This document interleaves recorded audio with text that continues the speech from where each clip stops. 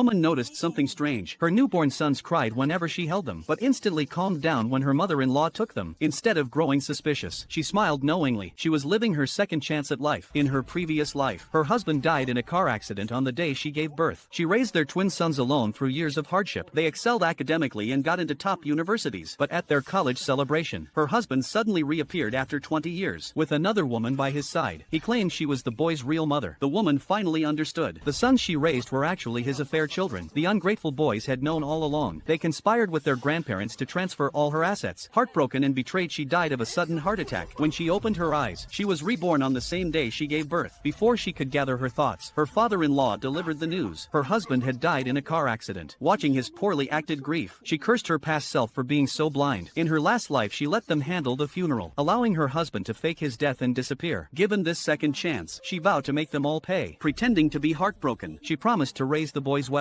Her in-laws thought their plan was working and let their guard down. While they napped, she reached quietly for the two babies. 18 years flew by. Under her careful guidance, the twins got into prestigious universities. She eagerly shared the news with her in-laws, inviting them to the celebration. The next day, the grandparents arrived early, beaming with pride at their accomplished grandsons. As she prepared to seat her sons, her father-in-law stopped her. He said once the boys went abroad, man was gravely injured in an explosion while trying to save his wife and daughter. But during his stay in the hospital, neither his wife nor daughter came to see him even once. Yet he didn't get angry, assuming they were simply too busy. As soon as he was discharged, he rushed home to visit them. Even when his junior apprentice invited him to become chairman of the Shinka group, he firmly declined. When he opened the door, he saw his wife holding her old flame close. Before she could explain, the woman introduced herself, saying she was his wife's college classmate and his old flame, named Chu Hanwen. Only then did the man understand why his wife insisted the daughter carry her surname, and why she was named Qin Siwen. Her daughter's name was chosen to honor her old flame. Seeing the situation was serious, the wife hurried to explain, telling him not to overthink. She said the woman had just returned to the country, had no family in Zhang Qiang. She only called her over for company. Meanwhile, he had been gravely injured in the ICU, and she hadn't cared. But the old flame was worried about him being alone. Hearing this, the man felt deeply disappointed in his wife. He said nothing. Instead, he handed the birthday gift he had prepared for his daughter, but she dismissed it as childish compared to the luxury watch her old flame had bought. The old flame mocked him further, claiming he was less capable. Seeing this, the man's last shred of hope for his daughter vanished. He left the gift and went upstairs alone. Then he overheard his daughter wishing that her old flame and mother would marry and become her father. His wife, instead of scolding the daughter, advised her that birthday wishes shouldn't be spoken aloud, or they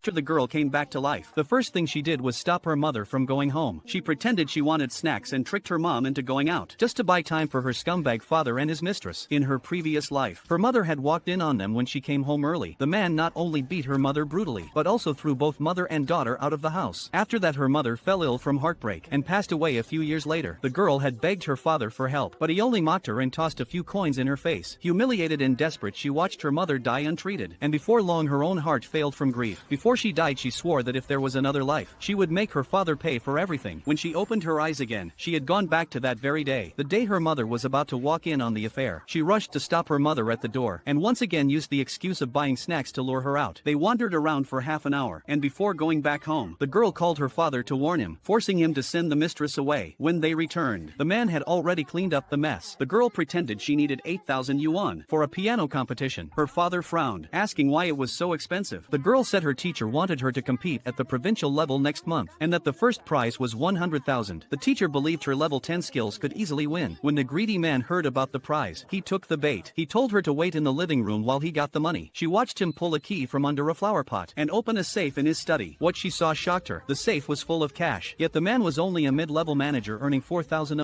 Man went up the mountain for firewood and accidentally found 4 giant snake eggs. He hadn't tasted meat in days, so he rushed home and fired up the wok. But when he cracked the eggs, he saw tiny snakes wriggling in the pan. That sight nearly scared his soul out of his body. He thought he was hallucinating, but he still fried the eggs until the smell filled the whole house, then called his sister and grandpa to try them. Grandpa saw something wrong immediately. When he learned his grandson had cooked snake eggs, he got furious, because everyone in the village knew, you never touch the young on that mountain, or disaster would follow. But the man refused to listen, and that very very night he had nightmare after nightmare. Then found their dog De Huang dead in the yard. Grandpa said the Snake King was punishing them, but the man still refused to believe it. He took his sister up the mountain to bury the dog, but while digging the pit, he suddenly froze. Inside the hole was a blood-soaked snakeskin. His sister jumped in fright, urging him to leave, but he brushed it off, saying she was overreacting. After burying De Huang, they went home. He even crushed the leftover eggshells in a bowl, saying they had great medicinal value. But as he smashed the shells, his sister felt a sharp pain in her stomach. She told him to stop, then fainted, saying her belly hurt terribly. When she woke up, Grandpa blamed the older grandson, saying he angered the Snake King and brought misfortune on them. The man still refused to believe it and argued with Grandpa again. After they both left, the sister still felt unwell. When she lifted her shirt, she saw a huge red mark spreading across her waist, wondering what it was.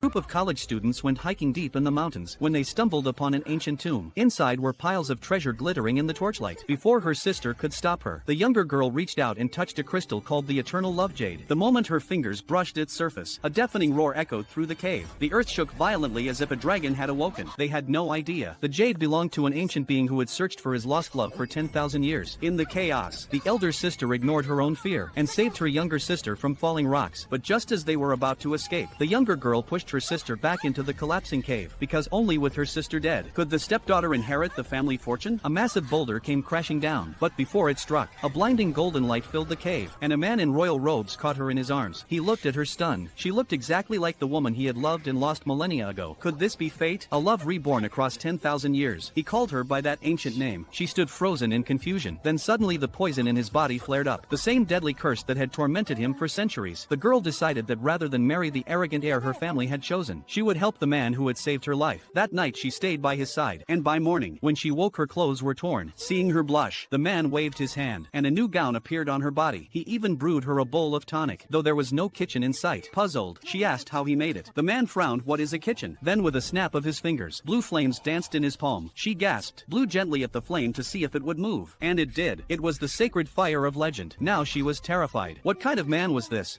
Little boy was shocked to discover that at midnight there was a sudden rapid knocking at the door outside his house. He thought his father, who was out hunting, had come back and tried to open the door, but his sister stopped him because she smelled a bear on the person outside the door. This made her recall the village legend about the man-faced bear. According to the legend, the man-faced bear loves to disguise itself as a person and appears at midnight to peel off human faces and eat hearts and livers, and their father, who had a key, would never knock on the door, so the siblings immediately jammed things against the door to hold it shut. Unbeknownst to them, there was indeed a male man-faced bear knocking outside the door. Just when they did not know what to do, their family dog suddenly made a huge commotion, allowing the siblings to escape. A second later, another knock came from outside claiming to be their father. The little boy recognized the voice as his father and was about to open the door, but his sister stopped him again because their father had just come home a moment ago, which seemed too much of a coincidence. Growing wary, she asked the person outside what he had promised to bring back from the mountain 2 days ago. The man outside answered that it was mulberries and that he was carrying them in his pocket. Relieved by the correct answer, the siblings cautiously opened the door. Luckily, it was their father, who had returned from hunting a wild boar and nearly scared the siblings faint. They immediately told their father what had happened, and he sensed something was wrong when he noticed a huge bear paw print on their door. There was even bear fur stuck in the door crack. He immediately thought of old Wang next door, whose father and son had gone into the mountain 3 days ago and had not been seen since. The sister suddenly understood her father as concerned, but without solid evidence he could not be certain. To be safe, the next day he took the siblings to their uncle's house because their uncle was the only experienced bear hunter within 100 miles. When they arrived, they found that their family dog had even had its intestines.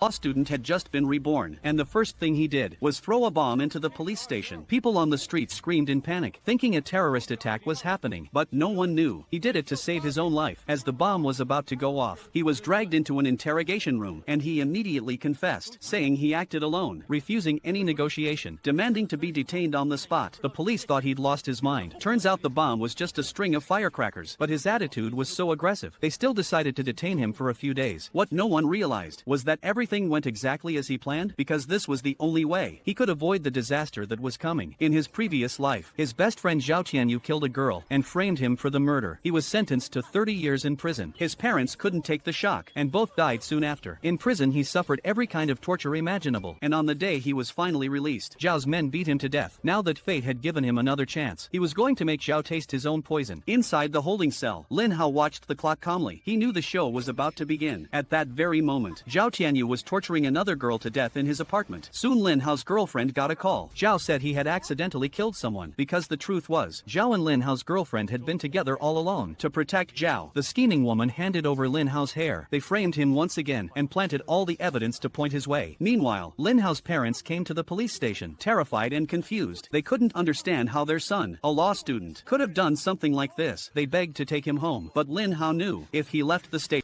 knew the rich boy was violent, yet she still pushed her best friend toward him, because in her last life the friend ignored every warning, and insisted on dating that rich boy. She only realized he was abusive after they married. Trying to escape him, the desperate friend ran to the girl's home. The girl kindly opened the door, but never expected the friend to shove her out as a shield. The poor girl had no time to scream. She became the sacrificial victim. Only at death did she learn the truth. The friend had lured the rich boy there on purpose, because once the girl died, he would be arrested for murder, and the friend could finally break free. Seeing that ungrateful woman, the girl swore that if she ever lived again, she would make her pay. When she opened her eyes again, she had returned to the day the two first met. Watching them exchange flirty glances, she felt her anger blaze, because whenever the friend chatted with male passengers, she always left the girl's number behind, and only when she confirmed the girl was safe, would she make her move. Thinking of this, the girl slapped the friend without hesitation, then marched to the cabin, snatched back her own number, and publicly scolded the friend for breaking flight rules. Flirting with a business. Hey guys, did you just finish the first 9 episodes? If you stopped here, you're missing the juiciest parts. Let me spill 5 reasons why you multiplied by half multiplied by to keep watching till the end. 1.